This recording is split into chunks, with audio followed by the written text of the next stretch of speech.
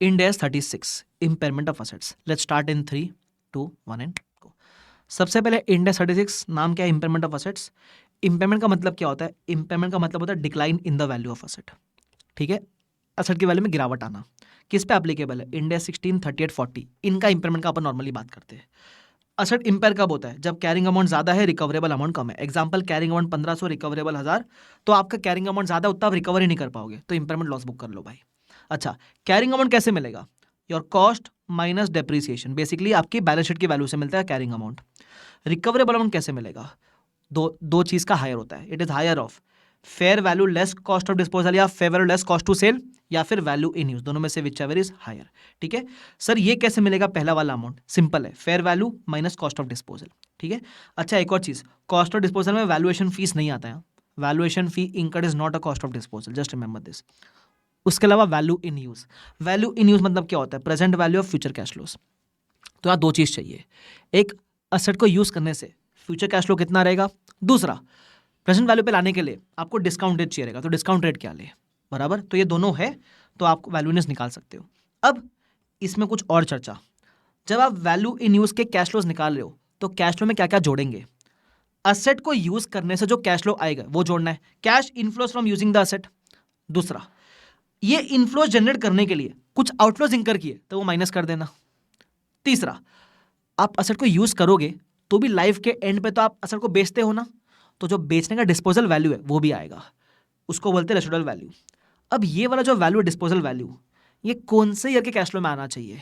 तो ध्यान रखना, ये लास्ट ईयर के कैश फ्लो में ऐड होना चाहिए. ये जो वैल्यू रिसीव्ड है फ्रॉम डिस्पोजिंग द असेट, ये लास्ट ईयर वाले कैश फ्लो में ऐड करना. ठीक है, चलो, इससे आपको मिलेगा कैश फ्लोस.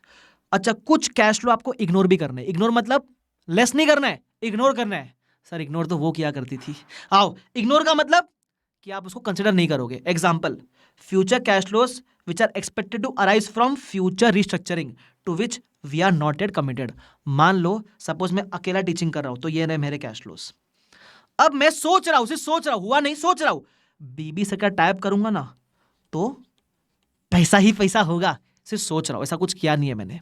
तो ये सोच विचार वाले कैश फ्लोस कभी कंसिडर मत करना, बराबर, क्योंकि इसका ना कोई हाथ है ना कोई पैर है. ठीक है, ध्यान रखना. एनीवेज, खत्म हो गया. डिस्काउंट रेट हमेशा प्री टैक्स लेते हैं. ओके, चलो. फिर एक guidance on foreign currency cash flows. Suppose क्या हुआ, कभी कभी आप जो असेट है उससे आउटपुट निकालते हो. आउटपुट आप इंडिया में नहीं, फॉरेन में बेच रहे हो, तो जो कैश फ्लोज आएगा असेट से वो फॉरेन करेंसी में आ रहा है. ठीक है, तो यहां दो की डिसीजन है. सबसे पहले जो फॉरेन करेंसी कैश फ्लोज है उसको मैं कौन से रेट पे कन्वर्ट करूंगा.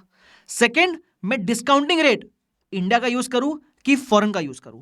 ये दो की प्रॉब्लम्स है मेरे केस में. तो देख लो अपन कैसे करेंगे इस केस में. अरे मैंने 41 क्यों खोल दिया, 36. हाँ, तो ये दो की प्रॉब्लम्स है मेरे केस में. तो एक बार दिखाता हूं आपको, इधर आ जाओ, कैसे करेंगे.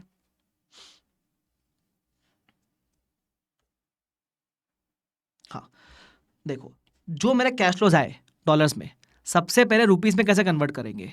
जो आज की स्पॉट रेट है उस पे, मतलब जिस दिन मैं वैल्यू इन यूज निकाल रहा हूं उस दिन की स्पॉट रेट अवेलेबल है, यस, तो उस दिन के रेट पे रुपीस में कन्वर्ट करना पहला. दूसरा, डिस्काउंट रेट कौन सा यूज करेंगे? इंडिया की फॉरेन. जिधर के कैश फ्लोज उधर का रेट. कैश फ्लोज है फॉरेन के, डिस्काउंट रेट भी फॉरेन का. सिंपल. तो फॉरेन का इंटरेस्ट रेट लो, प्रेजेंट वैल्यू निकालो और फिर स्पॉट रेट पे कन्वर्ट करो. ठीक है, कंफ्यूज करने के लिए क्वेश्चन में फ्यूचर के रेट्स भी दिए हुए रहेंगे, फॉरवर्ड रेट जिसको आप बोलते हो एएफएम के अंदर, इग्नोर कर देना उसको. ठीक है, चलो, खत्म हो गया वाला पार्ट. आगे बढ़ते. Circumstances in which it is not necessary to calculate both, या फिर it is not possible to estimate both. अब इसमें जो काम क्या उसका बात करूंगा, पहला वाला काम का नहीं है. दूसरा देखो, कभी कभी क्या होता है, आपके पास एफवीएल सीटीएस का रिलायबल एस्टिमेट अवेलेबल नहीं है, बराबर. तो फिर अगर एफवीएल सीटीएस का अवेलेबल नहीं है तो आप रिकवरेबल अमाउंट को वैल्यू इन यूज मान सकते हो, लेकिन वाइस वर्सा नहीं चलेगा. फॉर एग्जाम्पल सुनो मेरी बात, अगर आपके पास F V L C T S नहीं है तो वैल्यू इन यूज ही रिकवरेबल अमाउंट है, गंगाधर शक्तिमान है. लेकिन अगर वैल्यू इन यूज ही नहीं है तो क्या मैं F V L C T S को रिकवरेबल मान सकता हूं? क्या द आंसर इज नहीं चलेगा. तो इस केस में हम इंपेयरमेंट टेस्टिंग सीजीयू में करते हैं. याद है ये वाला पार्ट? यस, हम इस केस में इंपेयरमेंट टेस्टिंग करेंगे in the concept of CGU. Clear? Yes, ये चीज लिखी हुई है इधर. अब सीजीयू की बातें अपन आने वाले समय में करेंगे आगे. उसके अलावा पूछता है, can estimates, averages, shortcuts be used to compute FVL CTS value in use. Shortcut use कर सकते हो, कोई दिक्कत वाली बात नहीं है. इसमें काम का सी बीच वाला पॉइंट है, बाकी दोनों छोड़ देना, काम का नहीं है वो. आगे, recognising and measuring impairment loss. Impairment loss कैसे निकलता है? Carrying amount minus recoverable amount. अब इंपेयरमेंट लॉस कहाँ जाएगा? अगर आप कॉस्ट मॉडल यूज कर रहे हो तो जाएगा प्रॉफिट एंड लॉस में, बट अगर आप रीवैल मॉडल यूज कर रहे हो तो इंपेयरमेंट लॉस का treatment is same as revaluation loss. मैं बता दूं, ट्रीटमेंट सेम का मतलब है, रीवैल लॉस में अपन क्या करते हैं, अगर पहले गेन पड़ा है तो जितना पहले का गेन है उतना लॉस ओसीआई में, बाकी लॉस प्रॉफिट एंड लॉस में, ऐसे करते हैं ना। तो सेम इंपेयरमेंट लॉस में करोगे, ठीक है। सिर्फ ट्रीटमेंट सेम है लेकिन दोनों का नेचर अलग है। मतलब रिवैल्यूएशन लॉस का जो लॉजिक है वो कैसे निकलता है? Carrying amount and fair value, और इंपेयरमेंट लॉस निकलता है carrying amount and recoverable amount से। तो दोनों का लॉजिक अलग है, सिर्फ जो ट्रीटमेंट है वो सेम है, ध्यान रखना। आगे, अच्छा, एक बार आप इंपेयरमेंट लॉस बुक करोगे तो डेप्रीसिएशन जो रिवाइज्ड कैरिंग अमाउंट है आफ्टर इंपेयरमेंट, उस पर चार्ज करना फ्यूचर आने वाले सालों में। आगे, when to conduct impairment test. Impairment test का रोज करते बैठे क्या? नहीं।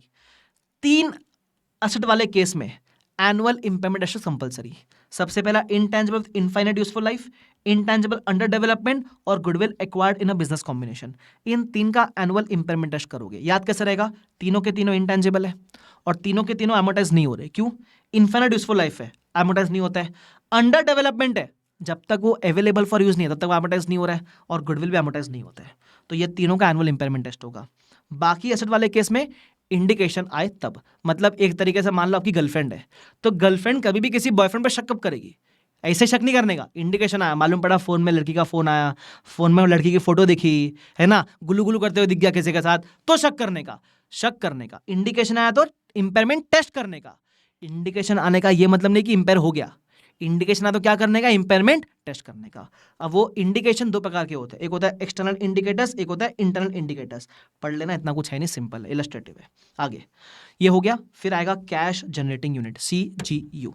CGU का मतलब क्या होता है? CGU का मतलब होता है ग्रुप ऑफ असेट जो अकेले में कुछ नहीं करते लेकिन साथ में मिलकर कैश फ्लो जनरेट करते हैं। अब CGU में हम क्यों आते हैं? क्योंकि उसका इंडिविजुअल इंपेयरमेंट टेस्ट पॉसिबल नहीं होता है, बराबर। तो इसलिए हम आते हैं CGU के अंदर।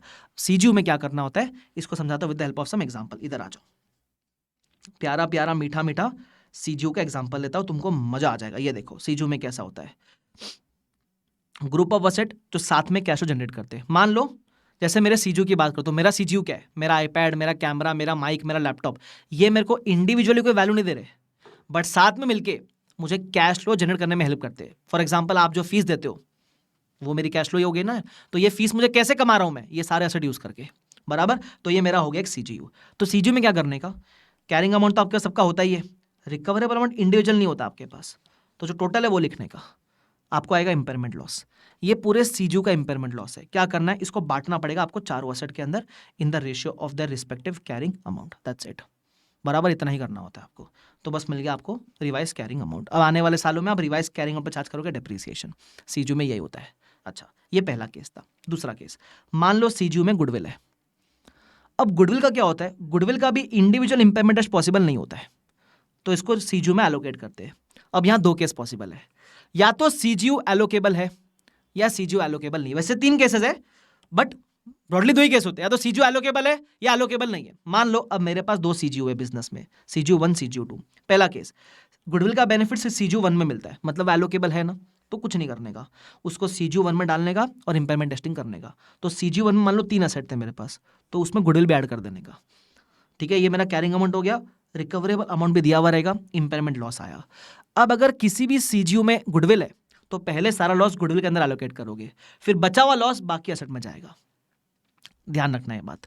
Is this clear to everyone? एकदम क्लियर है सर। तो मैंने वही किया, पहले सारा लॉस गुडविल में गया, उसके बाद कुछ लॉस बचता है तो बाकी सब में चला जाएगा, ठीक है। आगे, केस 2, गुडविल का बेनिफिट 2 CGU में मिलता है, दोनों CGU में मिल रहा है, और रेशियो दिया हुआ है कि गुडविल का बेनिफिट CGU 1 में मिलता है 25%, CGU 2 में मिलता है 75%। तो अगर दोनों में बेनिफिट मिल रहा है और रेशियो पता है तो एलोकेबल है, तो कोई नहीं एलोकेट करने का और इंपेयरमेंट टेस्टिंग करने का, ठीक है। फॉर एग्जांपल देखो, केस 2, दोनों CGU में बेनिफिट है, तो CGU 1 में कितना बेनिफिट है? 25% का, तो जितना भी गुडविल है उसका 25% CGU 1 में चला जाएगा। तो सारे एसेट लिखो, गुडविल लिखो। लॉस आया तो जितना गुडविल है उतना, जितना लॉस है पहले गुडविल में एलोकेट करना, तो गुडविल 50 था, उतना गुडविल में, बाकी सारा अदर एसेट्स के अंदर रेशियो ऑफ कैरिंग अमाउंट, ठीक है। अच्छा, CGU 2 में सेम चीज, 75% गुडविल CGU 2 में गया था, तो वो डाल दिया मैंने, यहाँ कोई लॉस आया नहीं तो एलोकेट करने की बात ही नहीं है। मजा आता है तीसरे वाले पार्ट में, केस 3 में। Goodwill benefits in both CGUs but it can not be allocated. Goodwill का बेनिफिट दोनों सीजीयू के अंदर मिल रहा है बट एलोकेशन रेशियो नहीं पता। तो बताओ क्या करने का? Very good. इस केस में इंपेयरमेंट टेस्टिंग 2 स्टेज में करना पड़ेगा, 2 स्टेज में। वेरी गुड गौरव, 2 स्टेज में करना पड़ेगा। सबसे पहला स्टेज, आप इंपेयरमेंट टेस्टिंग करोगे सीजीयू का विदाउट गुडविल। मान लो गुडविल है ही नहीं और दोनों सीजीयू को टेस्ट करो, तो मैं सीजीयू 1 को भी टेस्ट करूंगा विदाउट गुडविल। मान लो गुडविल है ही नहीं और सीजीयू 2 को भी टेस्ट करूंगा विदाउट गुडविल। ये टेस्टिंग किया मैंने, ठीक है। जो भी इंपेयरमेंट लॉस है वो रिस्पेक्टिव एसेट में जाएगा क्योंकि हमने क्या माना, गुडविल है ही नहीं। पहला, ये फर्स्ट स्टेज हो गया। Second stage, CGU 1 CGU 2 goodwill सबको करो कंबाइन, सबको करो कंबाइन। तो मैंने सीजीयू 1 लिखा, सीजीयू 2 लिखा और गुडविल भी लिखा। क्यों ऐसा किया मैंने? गुडविल इंडिविजुअली एलोकेबल नहीं है बट दोनों के अंदर बेनिफिट है तो पता ही है ना। तो स्टेज 2 में सीजीयू 1 सीजीयू 2 गुडविल तीनों को लिखने का, अब इनका इंपेयरमेंट टेस्टिंग करने का। अच्छा, एक और चीज, जब सीजीयू 1 और 2 लिखोगे दोबारा तो यहां रिवाइज्ड कैरिंग अमाउंट लिखना। मतलब अगर स्टेज 1 में कोई इंपेयरमेंट लॉस आया था तो इंपेयरमेंट लॉस के बाद वाला कैरिंग अमाउंट लिखना इधर, ठीक है। ओके, अब वापस आपने कंबाइंड स्टेज 2 में टेस्टिंग किया, अब जो लॉस आएगा वो सारा जाएगा गुडविल के अंदर, ठीक है। अच्छा, एक और बात सर, अगर ये जो स्टेज 2 में आपको जो लॉस आया ये गुडविल के अमाउंट से ऊपर नहीं आ सकता। क्यों? सीजीयू 1 और सीजीयू 2 का तो इंपेयरमेंट टेस्टिंग हो चुका ना, तो इसमें और कोई लॉस एलोकेट नहीं होगा अभी, बराबर। तो यहां अपन टेस्टिंग कर रहे हैं गुडविल के लिए कर रहे, तो यहाँ जो लॉस आएगा गुडविल जितना ही आ सकता है। ये थोड़ा कंसेप्चुअल चीज हो गया, ठीक है। मैंने लिख के भी रखा है इधर, ये ध्यान रखना आप। चलो, ये आपका हो गया गुडविल के बारे में, ठीक है। अब आएगा एक और चीज, कॉर्पोरेट असेट। जैसे फॉर एग्जांपल मैं टीचिंग देता हूँ, मैंने टीचिंग दिया सीए वाले बच्चों को, सीएफए वाले बच्चों को, सीएस वाले बच्चों को, बट सबका एडमिशन के लिए मैंने कॉमन कॉर्पोरेट ऑफिस खोल कर रखा है। तो वो जो कॉर्पोरेट ऑफिस है उसमें क्या होता है, बच्चा आता है एडमिशन लेता है, ठीक है। तो जो कॉर्पोरेट ऑफिस है ये मेरे किसी सिंगल सीजो के अंदर बेनिफिट नहीं दे रहा है, मल्टीपल सीजो में बेनिफिट दे रहा है। और ये जो कॉर्पोरेट ऑफिस एडमिशन ऑफिस है इसके अकेले का कोई वैल्यू इन यूज नहीं है, अकेले का कोई रिलेवेंसी नहीं है।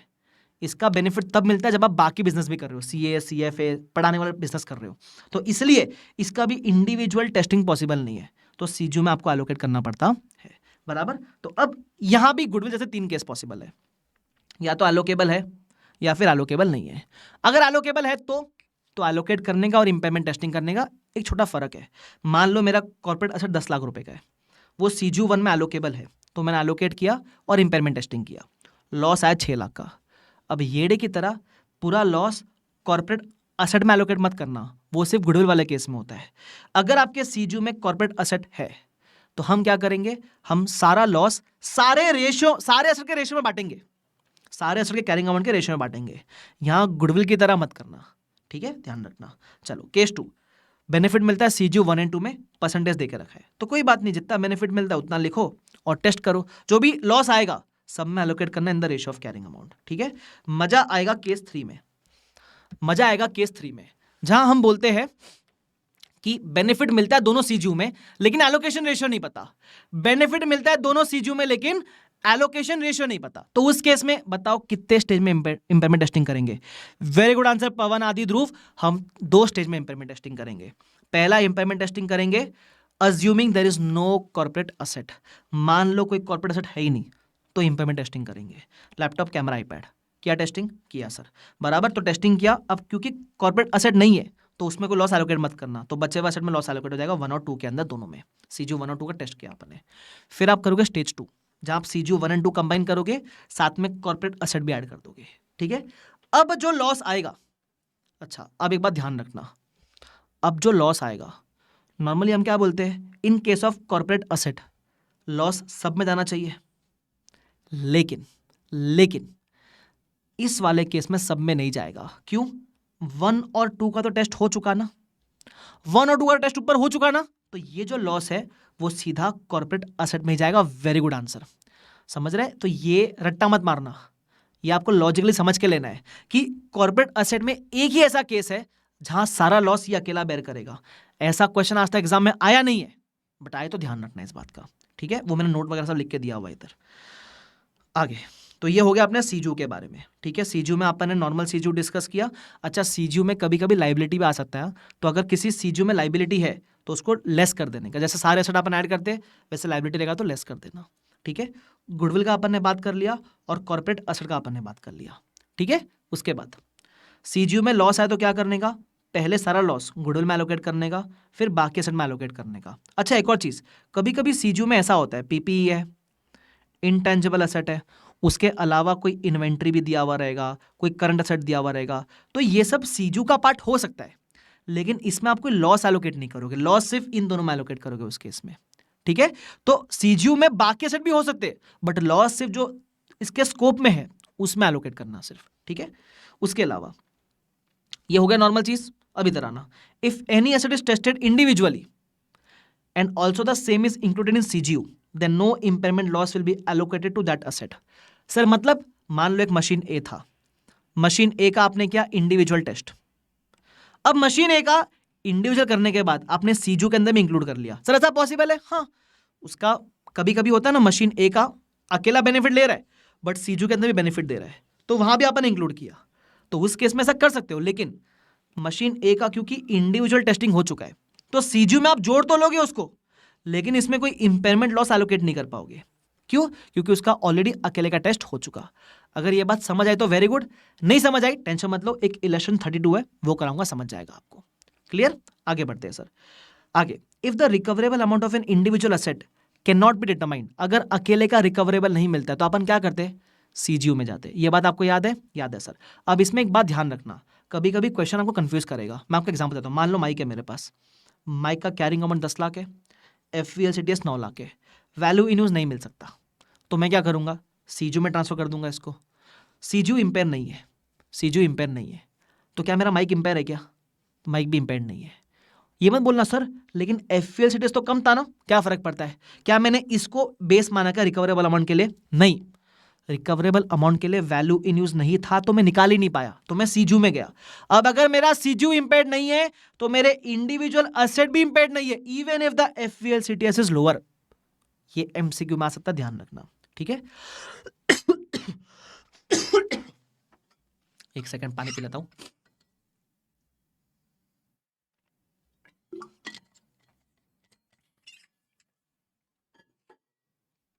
हाँ, आगे रिवर्सल ऑफ इंपेयरमेंट लॉस। देखो इंपेयरमेंट लॉस अपन जो बुक करते हैं, इंपेयरमेंट गेन तो नहीं होता है, लेकिन जो पुराना आपने लॉस बुक किया है वो रिवर्स जरूर हो सकता है, उसको बोलते हैं रिवर्सल ऑफ इंपेयरमेंट लॉस। कब रिवर्स करने का? जैसे इंपेयरमेंट होने के होते हैं इंडिकेशन, वैसे रिवर्सल के भी होते हैं इंडिकेशन। सेम है, जो इंडिकेशन इंपेयरमेंट के थे उसके एग्जैक्ट उल्टे हैं रिवर्सल के इंडिकेशन। ठीक है, उसके अलावा अगर रिवर्सल हुआ तो फिर रिवर्सल हम ट्रीटमेंट कैसे करेंगे? अगर इंडिविजुअल एसेट की बात करो तो रिवर्सल पॉसिबल है, तो अगर एसेट कॉस्ट मॉडल पे है तो रिवर्सल को आप प्रॉफिट एंड लॉस में एज अ इनकम बुक करोगे। सर इनकम क्यों? जैसे आप इंपेयरमेंट लॉस बुक करते हो तो एक्सपेंस की तरह होता है ना, वैसे अगर आप रिवर्सल करोगे तो इनकम की तरह होगा। तो अगर कॉस्ट मॉडल पे है तो जाएगा प्रॉफिट एंड लॉस में डायरेक्टली। ठीक है, आगे अगर एसेट आपका रिवल मॉडल पे है तो रिवर्सल को ट्रीट लाइक रिवॉल्यूशन गेन। मैं बता दूं ट्रीटमेंट सेम है, इसका मतलब अगर पहले का आपके पास लॉस पड़ा है तो जितना पहले का लॉस है उतना प्रॉफिट एंड लॉस बाकी सब आपका OCI में जाएगा, बराबर वैसा। तो अगर आपके पास इंपेयरमेंट रिवर्सल आया तो उसका ट्रीटमेंट गेन की तरह है। ध्यान रखना से ट्रीटमेंट गेन की तरह है, नेचर दोनों का अलग है। नेचर अलग मतलब रिवर्सल आप कैसे निकालोगे? कैरिंग अमाउंट और रिकवरेबल कंपेयर करके। गेन कैसे निकलता है? कैरिंग अमाउंट और फेयर वैल्यू कंपेयर करके। फर्क है, ध्यान रखना। उसके अलावा क्या सीजीयू में रिवर्सल पॉसिबल है क्या? एकदम पॉसिबल है, लेकिन एक चीज का, मर जाओगे, मिट जाओगे, लुट जाओगे, फिर भी कभी रिवर्सल मत करना, और वो है गुड्डू। गुड्डू का कभी रिवर्सल नहीं हो सकता है, because reversing the goodwill is as good as booking a self generated goodwill. ठीक है, ये तो हो गया कंसेप्ट। अब इस रिवर्सल के ऊपर कुछ एग्जाम्पल दिखाता हूं, इधर आओ। मेरे रिवर्सल के एग्जाम्पल किधर है? ये रहा। अब मैं रिवर्सल के 2 एग्जाम्पल डिस्कस करूंगा। पहला इंडिविजुअल एसेट में रिवर्सल कैसे होएगा, दूसरा सीजीयू में रिवर्सल कैसे होएगा। पहले हम बात करते हैं इंडिविजुअल एसेट की। सपोज आपके पास एसेट है, डे 1 पे आपका एसेट था 1 अप्रैल 12 को 200 में आपने खरीदा, लाइफ 10 ईयर्स है, 2 साल क्या डिप्रिशिएट, बचा 120। अब आया रिकवरेबल अमाउंट, सॉरी 160 बचा, रिकवरेबल आया 120, तो लॉस हो गया, 40 का लॉस है, आपने बुक किया, कोई दिक्कत वाली बात नहीं है। ठीक है, अब आपने लॉस बुक करने के बाद 2 साल फिर से यूज किया तो कैरिंग अमाउंट बची है 90। ठीक है, अब आपको रिकवरेबल अमाउंट दिया, बढ़ गया रिकवरेबल अमाउंट, तो इंपेयरमेंट लॉस तो नहीं है, लेकिन जो पहले लॉस बुक किया था वो तो रिवर्स हो सकता है ना। हाँ सर, वो रिवर्स हो सकता है। अब मैं कितना रिवर्सल करूं? तो आप कभी भी ये मत बोलना जितना लॉस बुक किया उतना रिवर्स करो, गलत हो जाओगे। कभी भी ये मत बोलना जितना लॉस बुक किया उतना रिवर्स करो, गलत हो जाओगे। तो क्या निकालना पड़ेगा, दो अमाउंट कैलकुलेट करना है। सुन लो, सबसे पहला एक्चुअल रिवर्सल कितना दिख रहा है 50 का, आपको निकालना होता है मैक्सिमम रिवर्सल कितना कर सकते हैं, ठीक है। उसके अलावा दो अमाउंट निकालना है। सबसे पहला कैरिंग अमाउंट, अगर जिंदगी में इंपेयरमेंट नहीं होता तो क्या होता। मान लो ये बीच में 40 का इंपेयरमेंट आता ही नहीं, 40 का इंपेयरमेंट आता ही नहीं, तो आज कैरिंग अमाउंट क्या होती है। तो अगर 40 का इंपेयरमेंट नहीं होता तो ये 2 साल और ये 2 साल, आप 4 साल तक 20 करते डेप्रिशिएट।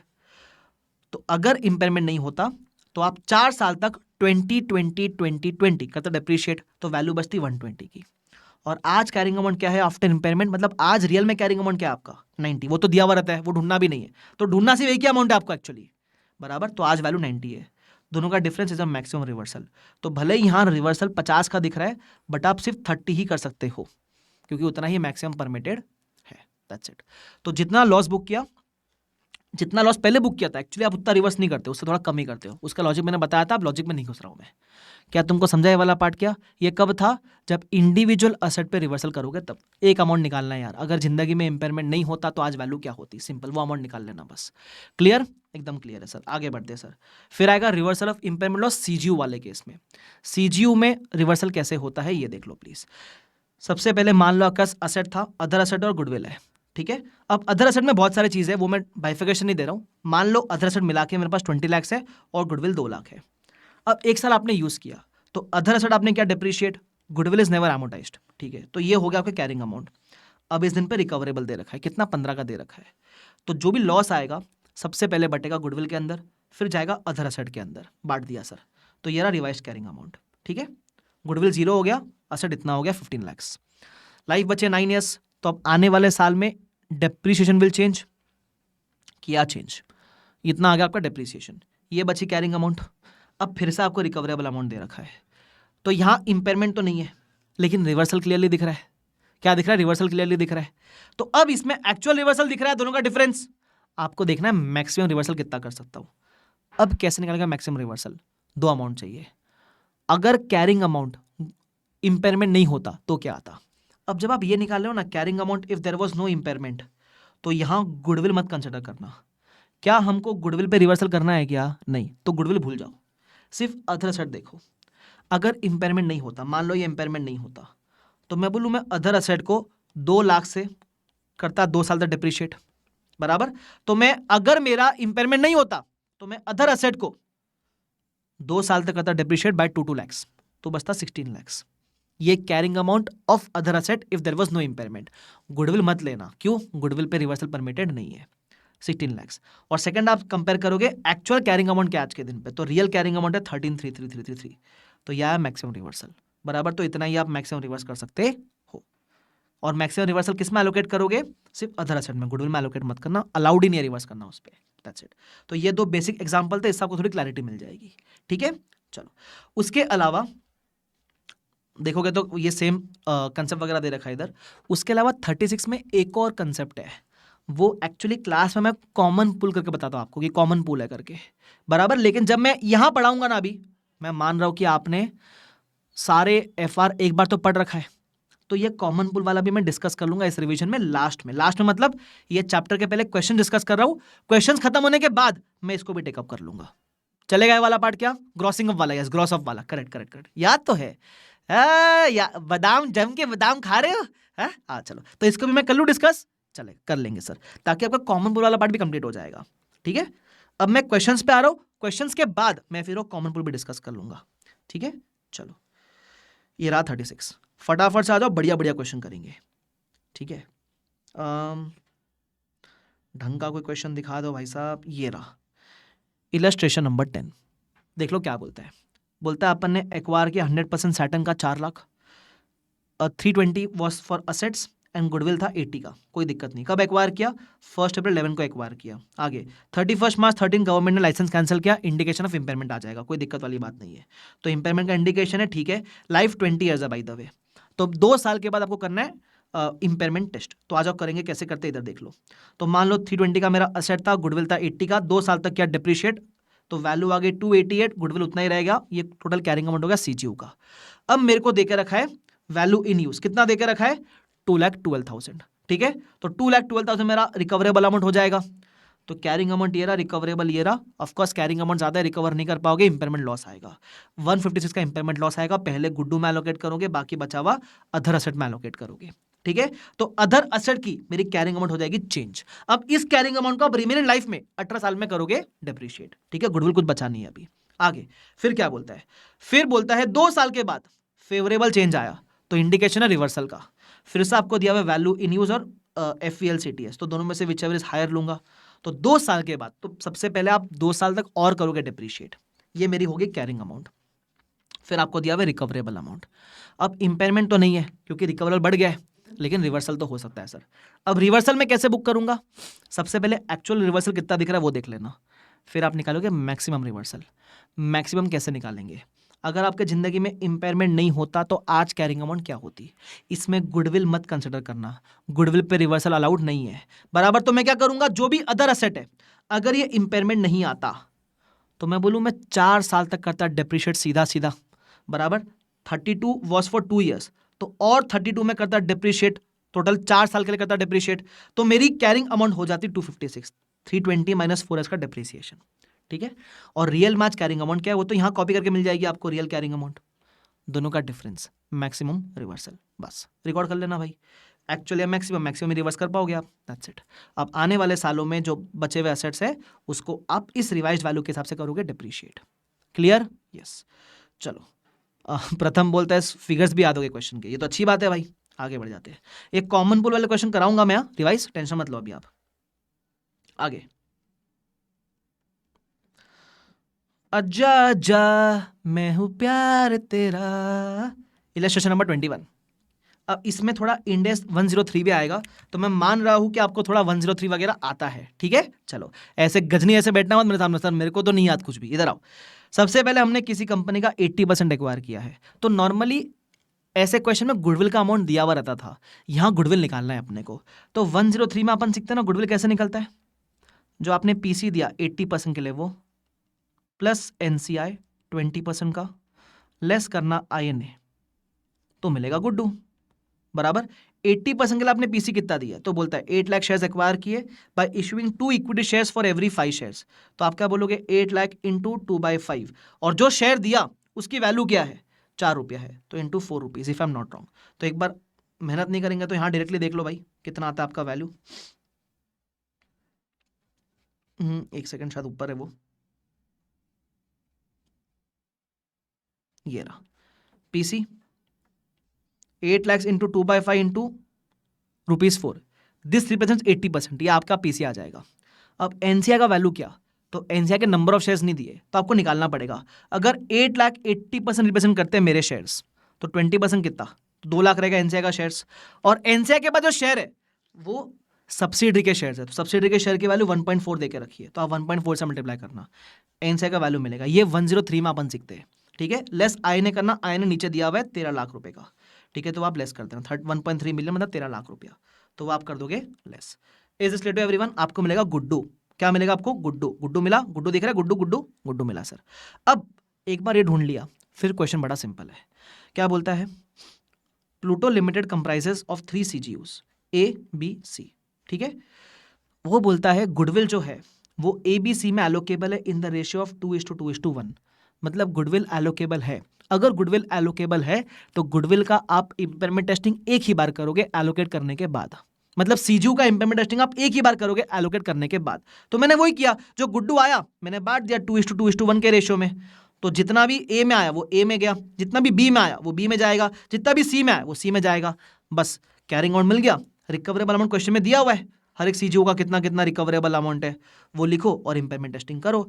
अगर लॉस नहीं आया तो वेरी गुड, लॉस आया तो पहले सारा लॉस गुड्डू में एलोकेट करोगे, और अगर वापस लॉस आया गुड्डू सफिशिएंट नहीं है तो फिर बचा हुआ लॉस बाकी एसेट में चला जाएगा। That's it. Is this clear to everyone, बोलो यस और नो। देखो ऐसे इजी क्वेश्चन में गलती कर मत देना येड की तरह, पहले बता रहा हूं मैं, एग्जाम में रहता फैला के मत आना भाई प्लीज। चलो आगे बढ़ जाते हैं, खत्म। इलस्ट्रेशन नंबर 23, जिसको भी ब्रेक चाहिए जाके ब्रेक मना के आओ, कोई टेंशन नहीं है मेरे को। मेरा एग्जाम थोड़ी ना 5 दिन बाद, तुम्हारा एग्जाम है ना, नहीं सॉरी, एग्जाम तुम्हारा तो ना, मेरा एग्जाम है। आप बिंदास ब्रेक मना के आओ, मेरे को कोई टेंशन नहीं है भाई। आ जाओ। Illustration number 23, A B C, it has 3 CGUs A B C. वाह, क्या कितना क्रिएटिव लोग हैं इन लोग।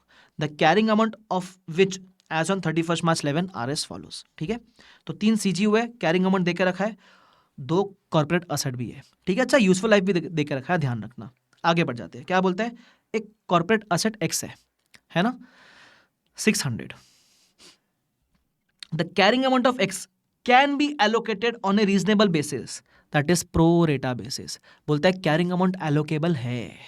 एलोकेबल है तो क्या करने का, एलोकेट करने का। अब नॉर्मली हम ये जो कॉर्पोरेट एसेट है कैसा एलोकेट करते हैं, नॉर्मली कुछ नहीं बोलते तो हम कैरिंग अमाउंट के रेशियो में एलोकेट करते हैं। लेकिन इन्होंने, आपको याद है ना कैसा किया हुआ इन्होंने कैरिंग अमाउंट का रेशियो नहीं लिया हुआ है, इन्होंने कैरिंग अमाउंट और यूजफुल लाइफ दोनों को कंसिडर करके वेट्स निकाला और उसका रेशियो लिया हुआ है। जैसे carrying amount into useful life करने का, ये आपका आएगा टोटल वेट्स, इस रेशियो में एलोकेट करोगे 600 को।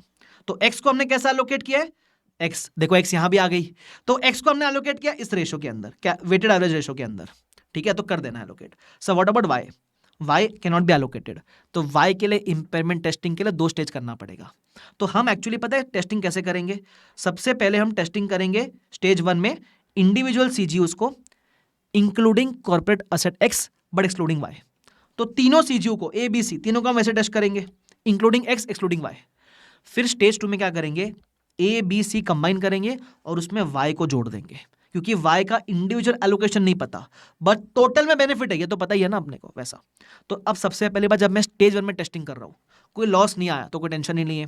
अगर लॉस आ गया तो एक गुड्डू नहीं है, तो लॉस आया तो प्रोपोर्शनेटली एलोकेट करना, लॉस आया तो प्रोपोर्शनेटली एलोकेट करना, बराबर। फिर आप आए स्टेज 2 में, CGU A, CGU B, CGU C और वाई को भी लिख देना इधर। अब यहां लॉस नहीं आ रहा तो कोई टेंशन नहीं है, लॉस आता तो सिर्फ वाई में एलोकेट होता, बिकॉज ए बी और सी तो टेस्ट होके आ रहा है इधर। क्लियर, खत्म। ये था आपका इलस्ट्रेशन नंबर 23। उसके बाद 28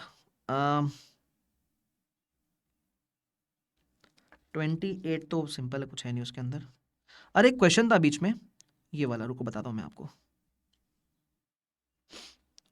इलस्ट्रेशन 25, इसी के थ्रू एक कंसेप्ट भी डिस्कस करता हूं। अब देखो इधर क्या दिया हुआ है, 25 ही है ना, if I am not wrong, हाँ 25 ही है। आप देखो इधर मेरे को कैश फ्लोज देकर रखा है 15, 30, 40, 10। ठीक है, तो मैंने वो कैश फ्लोज का निकाला प्रेजेंट वैल्यू। ठीक है, और मेरा FUL CTS देकर रखा है, तो मैंने बोला which ever is higher is my recoverable amount. और मेरा कैरिंग अमाउंट, अगर आप ध्यान से देखोगे तो कैरिंग अमाउंट कितना है मेरा, 100 minus the depreciation of 1 year. तो 100 माइनस 5 साल की लाइफ है तो -20, तो आएगा 80। तो 80 इज माई कैरिंग अमाउंट और रिकवरेबल अमाउंट इज 75.91 था ना, सॉरी 75.31। तो मुझे इंपेयरमेंट लॉस आएगा, लॉस बुक कर लेना 4.69 का, यहाँ कोई दिक्कत नहीं है। अब ये कंटिन्यूएशन आया पिछले क्वेश्चन का, वो बोलता है assuming there is no change in the cash flows. सिर्फ कहानी 1 साल आगे बढ़ गई है, 12 से आई 13 में, बट कैश फ्लो में कोई चेंज नहीं है। आप देखोगे ना, सिर्फ एक कैश फ्लो हट जाएगा, क्योंकि 1 साल आगे आ गया ना अपन, अब सिर्फ यही कैश फ्लो दिख रहे, एग्जैक्टली उतने ही दिख रहे। ठीक है, तो कैश फ्लो में कोई चेंज नहीं है, बट एक्चुअली रिवर्सल दिख रहा है। सर रिवर्सल कैसे दिख रहा है, पहले आप 30 को सेकेंड ईयर के फैक्टर से मल्टीप्लाई कर रहे थे, 1 साल के बाद यही 30 फर्स्ट ईयर के फैक्टर से मल्टीप्लाई होएगा। तो क्योंकि कैश फ्लोस 1 साल नजदीक आ गए, कैश फ्लोस 1 साल नजदीक आ गए, तो दिक्कत यह है कि आपको रिवर्सल दिखने लग जाएगा। तो कैश फ्लो के 1 साल नजदीक आने से अगर आपको रिवर्सल दिखे तो उसको रिवर्सल नहीं बोलते हैं, बिकॉज वो पैसेज ऑफ टाइम की वजह से नजदीक आ रहा है। बराबर किसके वजह से नजदीक आ रहा है, पैसेज ऑफ टाइम की वजह से। तो कैश फ्लो 1 साल नजदीक आने की वजह से अगर रिवर्सल दिखे तो उसको रिवर्सल नहीं बोलते। तुमको समझा, ये MCQ के लिए ध्यान रखना प्लीज आप। क्लियर है वाला पार्ट क्या, यस सर। चलो आगे बढ़ जाते हैं अपन, आगे बढ़ जाते हैं। उसके बाद ओ हो मेरा पर्सनल फेवरेट क्वेश्चन, हा मेरा personal favourite question, illustration number 32। ठीक है, Ilia limited is a manufacturing company which deals in to manufacturing of cold drinks. तो ये वही वाला एग्जांपल आपको याद है, मशीन A मशीन B वाला एग्जांपल है ना। तो यहाँ क्या है, एक मशीन A है, ठीक है, जो अपन यूज करें for bottling purpose. Machine A अलग से यूज हो सकता है। अब मशीन B की अगर बात करें तो मशीन B का अकेले कोई वजूद ही नहीं है, बोलते हैं मशीन B को क्लब करना पड़ेगा विद मशीन A। ठीक है, बोला हुआ है machine A can individually have an output but machinery B can not be sold in isolation and without clubbing with machine A. ठीक है, तो इधर क्या होता है, मशीन ए जो है इसका हम इंडिविजुअल टेस्टिंग करते हैं, लेकिन जो मशीन बी है उसका टेस्टिंग अकेले नहीं हो सकता, तो उसमें ए को दोबारा ऐड करते हैं। ठीक है, और उसके अलावा नीचे और भी बोल रखा है, और 2 असेट है, इन्वेंट्री भी है और गुडविल भी है। तो जो सीजू की बात कर रहा हूं उसमें मशीन बी, मशीन ए प्लस इन्वेंट्री प्लस गुडविल, ये सब आएगा। तुमको समझा क्या मैंने क्या बोला? अरे यस और नो? यस, चलो परफेक्ट, आगे बढ़ जाते। 1 सेकंड देना मेरे को, पढ़ने का नहीं, आगे टाइम पास करते रहते हैं, हटाओ इन लोगों।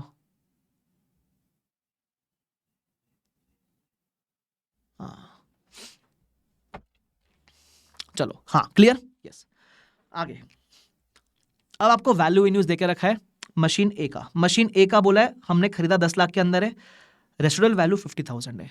अब इस रेसिडुअल वैल्यू का बहुत ज़्यादा यूजेज है, क्यों? When you are calculating depreciation तो आपको ये 50,000 ध्यान रखना है। क्यों? Suppose whenever you compute depreciation तो आप क्या बोलोगे, 10 lakh minus 50,000 divide by the life, उस हिसाब से निकालोगे डेप्रीसिएशन, पहला चीज। सेकेंड, अगर आप कैश फ्लोज देखोगे तो मैंने आपको एक चीज सिखाई थी, याद है क्या? कैश फ्लोज के लास्ट ईयर में रेसिडुअल वैल्यू आपको ऐड करना पड़ेगा, तो ये 2 जगह काम आएगा, एक तो डेप्रीसिएशन निकालते समय और एक लास्ट के कैश फ्लो के अंदर। Is this clear to everyone? अरे बोलो ना यस और नो? Yes sir. चलो आगे बढ़ जाते हैं।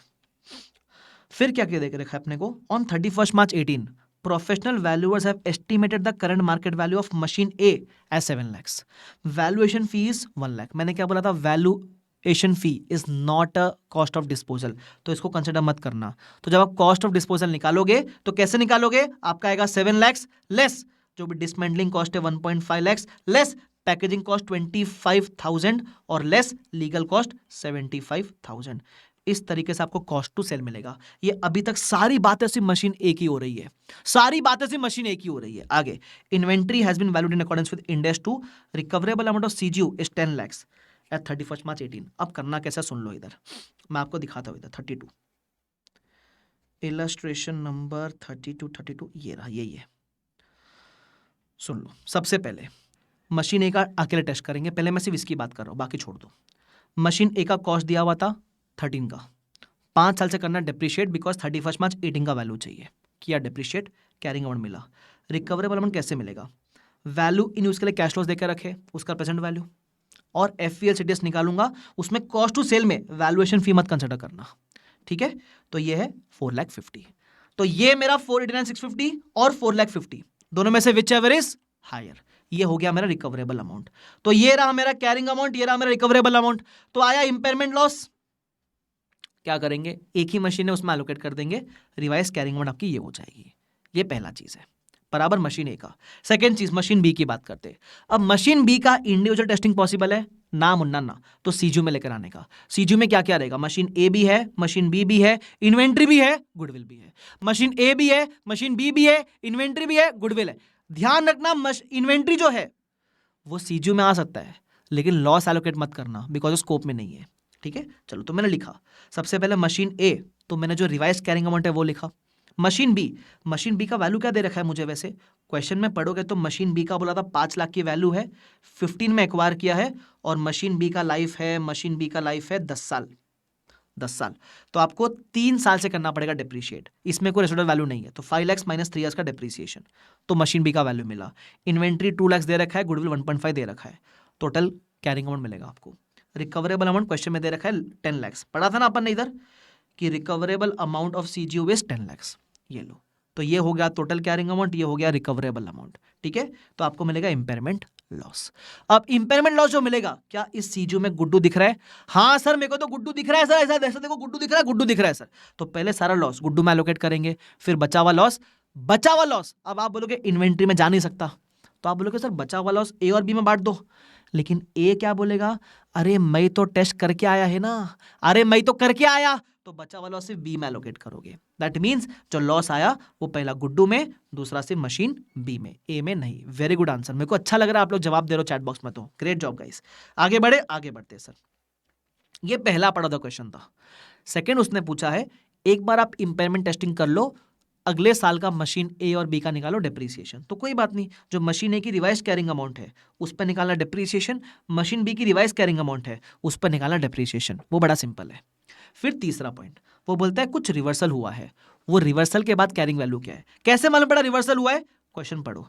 आगे बोलता है in the next year company has done assessment of recoverability of CGU and found that such CGU is 11 lakhs. Recoverable value of machine A 4.5 and combined A and B 7 lakh 60. तो आपको जैसे आपने इंपेयरमेंट टेस्टिंग किया था machine A का फिर CGU का, वैसे ही रिवर्सल करेंगे। अब रिवर्सल भी ऐसे ही करेंगे, पहले मशीन ए का फिर सीजीयू का। अब रिवर्सल कैसे निकालेंगे सुन लो। आज की कैरिंग अमाउंट क्या है, ये रही। रिकवरेबल अमाउंट 450 दे रखा है, तो वैसे रिवर्सल देखोगे इतना दिख रहा है, लेकिन आपको निकालना पड़ेगा मैक्सिमम रिवर्सल। कैसे निकालेंगे, बड़ा सिंपल है, वही दो अमाउंट। पहला, अगर जिंदगी में मशीन ए में इंपेयरमेंट नहीं होता, जिंदगी में मशीन ए में ये इंपेयरमेंट कहाँ गया, इंपेयरमेंट नहीं होता, तो आज कैरिंग अमाउंट क्या होती। तो अगर इंपेयरमेंट नहीं होता तो आप 5 के बदले 6 साल तक करते डिप्रिशिएट सीधा सीधा, बराबर। तो अगर इंपेयरमेंट नहीं होता तो 430 होती मेरी कैरिंग अमाउंट, और इंपेयरमेंट है तो रियल में कैरिंग अमाउंट क्या है वो तो अवेलेबल है अपने पास। तो carrying amount if no impairment, compare this with the carrying amount after impairment, मिला मैक्सिमम रिवर्सल। आप इतना रिवर्स कर सकते हो, पहला ये समझता है। अब दूसरा आएगा सीजीयू का रिवर्सल। ये दिखने में बड़ा ट्रिकी है लेकिन है बड़ा सिंपल। कैसे करोगे, रिवर्सल निकालने के लिए आपको कैरिंग अमाउंट और रिकवरेबल दोनों चाहिए होता है। क्या कैरिंग अमाउंट है, मशीन ए का लेटेस्ट वाला लिखना, लेटेस्ट वाला 430 आपने लिखा था ना, लेटेस्ट वाला लिखना मशीन ए का। बी का आपके पास ऑलरेडी है लेटेस्ट कैरिंग अमाउंट बी का, this is of course before reversal B वाला। इन्वेंट्री 2 लाख से गुडविल बचा नहीं है, टोटल आ गया कैरिंग अमाउंट आफ्टर इंपेयरमेंट। अब आपको निकालना है रिकवरेबल अमाउंट, ठीक है। रिकवरेबल अमाउंट कैसे मिलेगा, आप नॉर्मली पता है क्या करोगे, आप बोलोगे recoverable value of CGU 11 lakh दे रखा है सर, तो 11 ले लोगे।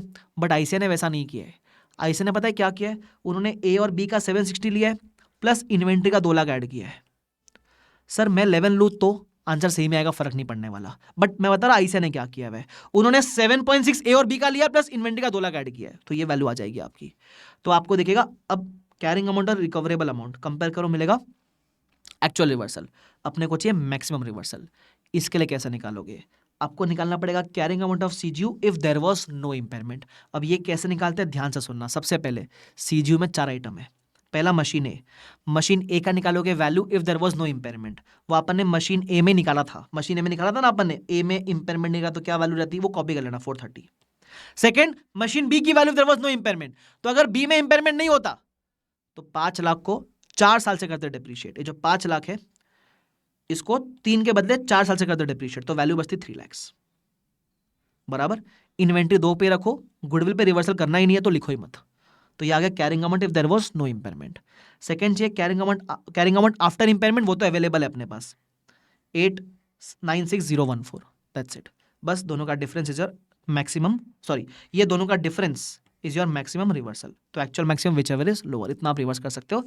अच्छा अब ये रिवर्सल किस में जाएगा, गुडविल में रिवर्सल परमिटेड है नहीं, इन्वेंट्री में आप कर नहीं सकते, मशीन ए का आप कर दिया ऑलरेडी रिवर्सल, तो जो रिवर्सल है वो सिर्फ और सिर्फ बी में जाएगा, ऐसा, ठीक है। तो ये क्वेश्चन मैंने आपको थोड़ा स्लो गया हूं, थोड़ा डिटेल में लेने का ट्राई किया है, लेकिन इस क्वेश्चन में एक बात तो समझ गए रहेगी, लिख के जब तक नहीं करेंगे तब तक वो मजा नहीं आया, बोला मजा नहीं आया सर, तो लिख के करना बहुत जरूरी है, ठीक है, ध्यान रखना। चलो आगे बढ़ जाएंगे अपन। तो ये बढ़िया बढ़िया अपन ने क्वेश्चन कर लिया 32।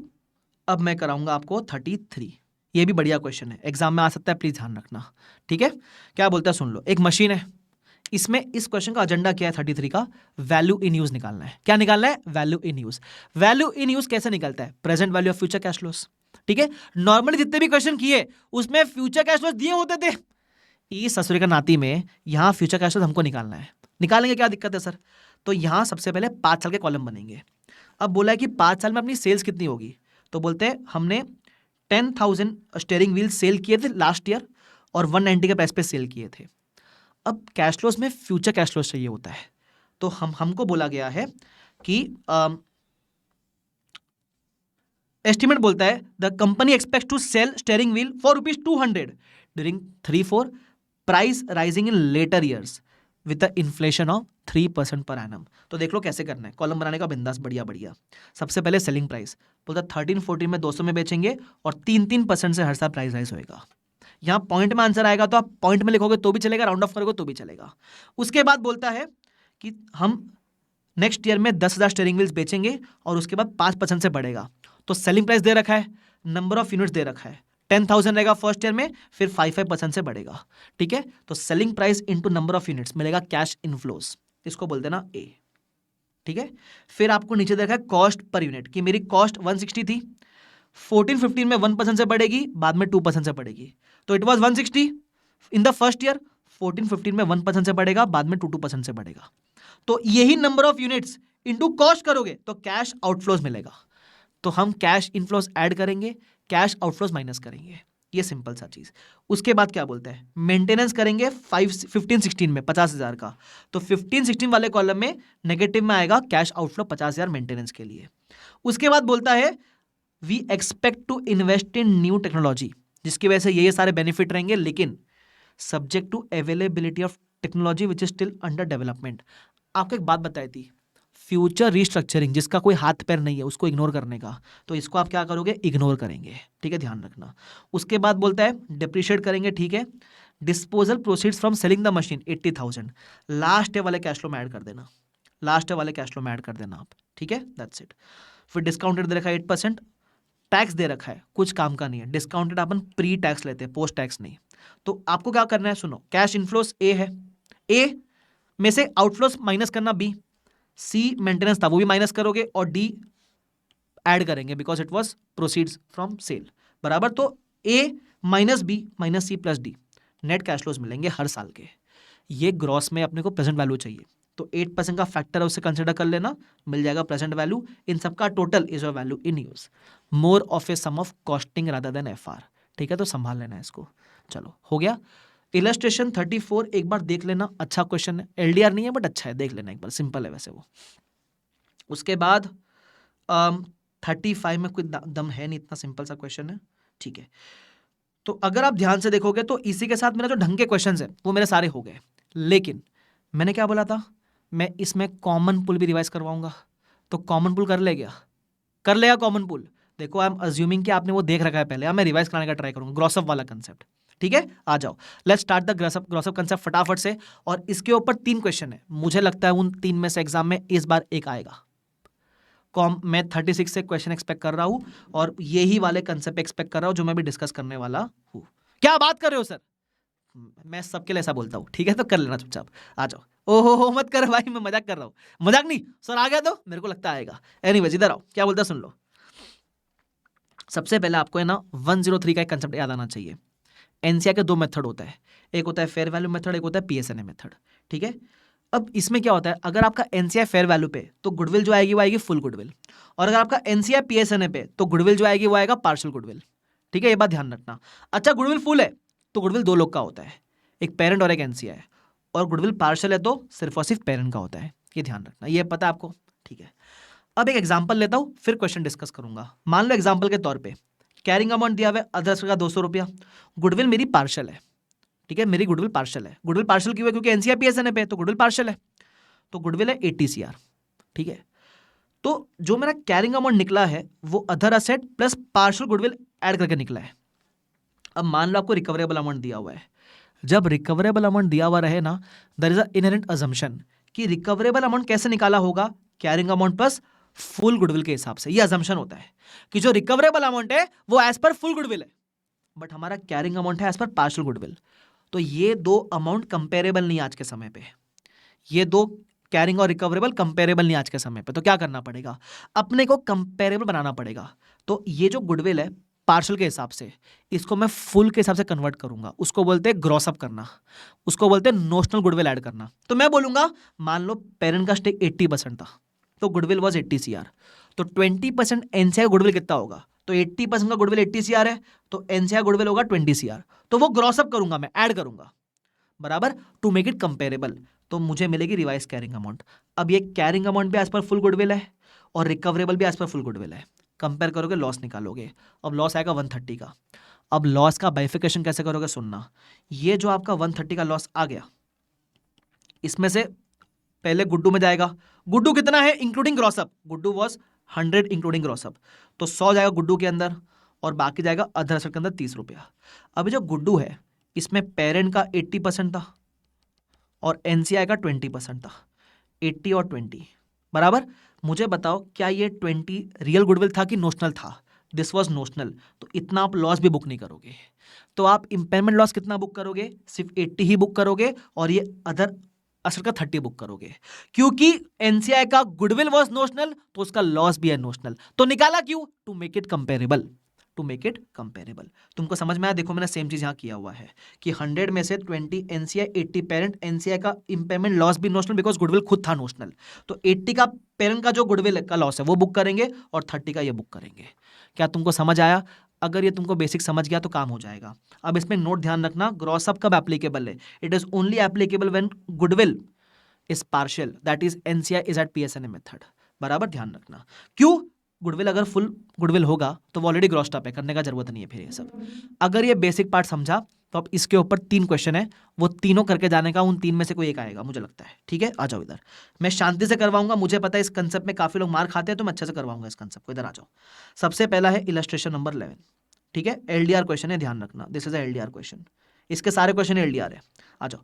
ए limited acquires 80% shares of subsidiary for 3200, ये मेरा पीसी हो गया। आगे, at the rate of acquisition B limited INA was 3000, तो गुड्डू कितना हो गया? 200 का गुड्डू हो जाएगा आपका।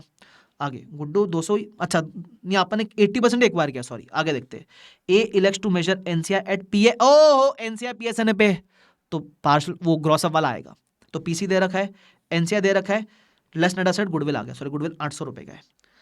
Eight the end of next financial year B is carrying amount is reduce to 2700 excluding goodwill. तो अगर मैं सीजीयू बनाऊं, देख लो इधर सीजीयू बनाऊं, तो मेरे अदर एसेट है 2700, गुडविल है 800 बराबर, लेकिन है पार्शियल गुडविल है 80% के हिसाब से। टोटल कितना आ जाएगा आपका? 3500 if I am not wrong. ठीक है, आंसर करते हुए चलना प्लीज। रिकवरेबल अमाउंट पहले वाले केस में इज 2000, फर्स्ट सिनेरियो 2000। अब मैं क्या इसको डायरेक्टली कंपेयर कर लूं? The answer is no, you can't compare it directly. तो पहले आपको ग्रॉस अप करना पड़ेगा, तो मैं बोलूंगा ऐड ग्रॉस अप। 80% का 80 है तो 20% का कितना रहेगा? 200। सिंपल। तो ये हो गया आपका 1000, ये हो गया 2700 था, ये टोटल हो गया 3700। अब रिकवरेबल है 2000 रुपया, 1500 सॉरी 1700 का लॉस आ जाएगा आपका, 1700 का लॉस आ जाएगा आपका। अब बांटना है। अब कैसे बांटूंगा? देखो 1700 का लॉस है, उसमें से गुड्डू में कितना जाएगा? तो गुड्डू है, ग्रॉसअप मिला के 1000 का गुड्डू है, तो 1000 जाएगा गुड्डू के अंदर, और बाकी अदर एसेट में जाएगा 700 रुपया। थोड़ा पेरेंट थोड़ा एनसीआई गुड्डू वाले केस में, पेरेंट का जो 80% है 800, ये तो आप रिकॉर्ड करोगे। एनसीआई का 20% 200, उसका गुडविल भी नोशनल था, उसका लॉस भी नोशनल, रिकॉर्ड मत करना। मतलब आप रिकॉर्ड कितना करोगे? ये 800 और ये 700, 1500 रिकॉर्ड करोगे आप। क्या तुमको समझ आता है क्या? ये दैट्स इट, इतना बताने का आपको। This was first case, I hope तुमको समझता है। सॉल्व करके दिखा रहा हूँ भाई इधर ही। ठीक है, खत्म हो गया। अब मैं दूसरा केस करता हूँ, इधर आओ, दूसरा केस मिटा रहा हूँ मैं इसको। ठीक है, सेकंड केस। सेकंड केस में क्या बोला है? सब कुछ सेम है। ये 3700 हो गया आपका। Recoverable amount is 2800, recoverable is 2800। सो इस केस में लॉस आपका 900 रुपए का आएगा। जब आपका लॉस 900 रुपए का है तो गुड्डू अकेला ही काफी है, गुड्डू अकेला ही काफी है। लेकिन इस गुड्डू में आप बोलोगे पेरेंट का 80% है, एनसीआई का 20% है, तो 180 जो लॉस है वो एनसीआई का गुडविल भी नोशनल, लॉस भी नोशनल, तो 720 का ही लॉस आप बुक करोगे। यहां 700 और 200 मत कर देना, रेशियो में ही लॉस बांटना बराबर। तो जितना भी गुडविल में लॉस है उसका रेशियो में बांटना। जो एनसीआई का लॉस है वो नोशनल है, वो रिकॉर्ड नहीं करेंगे, अपन पेरेंट का 720 रिकॉर्ड करेंगे। हो गया क्वेश्चन, दैट्स इट। प्रेजेंटेशन चाहिए तो यहाँ आपको मिल जाएगा, मैंने सोल्यूशन दे रखा है अपने बोर्ड नोट्स के अंदर। क्लियर है वाला पार्ट? अगला क्वेश्चन पे आओ सर। इसका एक और क्वेश्चन, इधर आओ। 24 है मेरे ख्याल से, यस 24, ये भी एलडीआर है। सुनना क्या बोलता है। 80% एक्वायर किया ownership for 2100। At that date INA was 1500। Parent chooses to measure NCI at, देखो एनसीआई फिर से पीएसएनए पे, एनसीआई फिर से पीएसएनए पे, तो ये हो जाएगा पार्शियल। ठीक है, फिर से ग्रॉस अप आएगा। Assets of subsidy together are smallest group of CGU. ठीक है, आगे बोलता है because other CGU units of parent expected to benefit from the synergies of combination, goodwill of 500 relate to दो सिनर्जीज। बोलता है जितना भी गुडविल आएगा उसमें से 500 का गुडविल किसी और सीजीयू का है। मैं एग्जांपल देने का ट्राई करता हूँ। अगर आप ध्यान से देखोगे इलस्ट्रेशन 24, तो मेरा पीसी 80% का है 2100, एनसीआई पीएसएनए पे है तो वो आएगा 300, ये आई ने आ गया 1500 दिया हुआ है, गुड्डू आया 900 का। 900 का एक सीजीयू का नहीं है, बोलता है इसमें से बाकी सीजीयू में 500 का बेनिफिट मिलेगा, तो वो हटा दो। मैं नहीं बोला, क्वेश्चन बोल रहा है कि because other CGUs are expected to benefit the goodwill of 500 have been allocated to other CGUs, अधर हटा दो उसको। तो अपने एग्जिस्टिंग सीजीयू में कितना बचा, 400 का गुडविल आएगा, ठीक है। तो अब कैसे करना है, मेरे को दे रखा है carrying amount of assets excluding goodwill. तो अगर मैं इसको सॉल्व करने का ट्राई करूं आपके लिए, तो मैं ऐसा बोलूंगा मेरा अधर असेट है 1350, मेरा गुड्डू है इस सीजीयू का 400, 900 मत लेना 400 लेना, दैट इज फॉर 80%। तो कितना आ जाएगा ये 1750। अब आप ग्रॉसअप करोगे, ऐड ग्रॉसअप, 20% ग्रॉसअप करना है आपको। 20% क्यों, क्योंकि पेरेंट का स्टेक वॉज 80%, ठीक है। तो कितना आएगा 20%, वेरी गुड 100 आएगा, तो हो जाएगा 1850। अब आपको क्या रिकवरेबल अमाउंट दे रखा है, हाँ सर 1000 रिकवरेबल अमाउंट दे रखा है, तो 1000 इज अ रिकवरेबल अमाउंट, 850 का लॉस है, ठीक है। अब 850 के लॉस को वही बांटोगे आप, कैसे बांटोगे, 850 में से गुड्डू अपने पास कितना है ग्रॉसअप मिला के 500 का, और बाकी अधर असेट है 350 का, ठीक है। ये तो दिक्कत नहीं है, ये तो अपन बुक करेंगे 350। 500 का दो हिस्सा, पेरेंट और एनसीआई, 20% एनसीआई ये बुक नहीं होगा, 80% का पेरेंट ये बुक होगा, खत्म। तो 400 आप पेरेंट का गुडविल बुक करोगे और 350 ये बुक करोगे, 100 वाला बुक नहीं करोगे। तो इसमें ये सेम था, इसमें इंपॉर्टेंट सिर्फ ये वाला पार्ट था कि जो आपका गुड्डू आया वो सारा का सारा गुड्डू इस सीजीयू का नहीं है, थोड़ा गुड्डू किसी और सीजीयू का, दैट्स इट। तो ये आपको ध्यान रखना, ये वाला पार्ट बस, और कुछ नहीं है, सिंपल है, खत्म हो गया वाला part. Is this clear to everyone, बोलो यस और नो फटाफट से, अरे बोलो यस और नो, यस सर। अब आएगा एक और क्वेश्चन, इसके ऊपर एक और क्वेश्चन है, क्वेश्चन नंबर 2 है, इधर आ जाओ।